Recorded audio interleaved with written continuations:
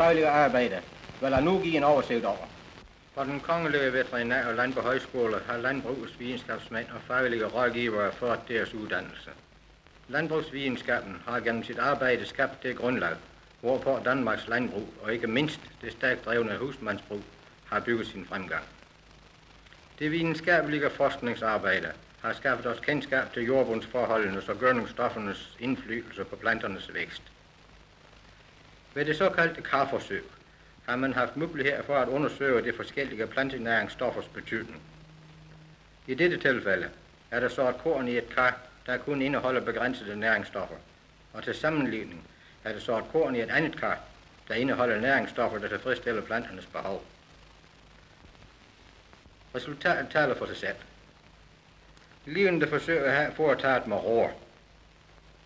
Karforsøgene har kun teoretisk betydning, men det har været medvirkende til at belyse vigtige sider i vores plantavl, og det danner forbillede for de tusinder af praktiske forsøg, der siden er anlagt i det praktiske landbrug.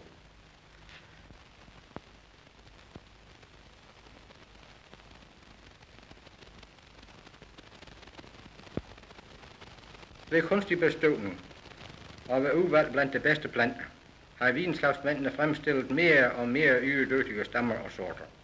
Også på husdyrbrugsområdet er der udrettet et stort arbejde.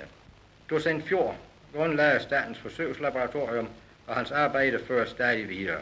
I 1911 har foreningen 3 konsulenter. HA1, H.P. Nielsen Haraldsborg, først tog sin afsked i år. I dag har foreningerne over 100 konsulenter, der knytter forbindelsen mellem landbrugsvidenskaben og den praktiske husmand.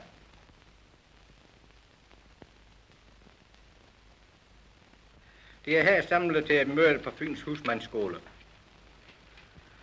Ved tusinder af møder og kursus i skoler og forsamlingshuse har konsulenterne givet vejledning og undervisning.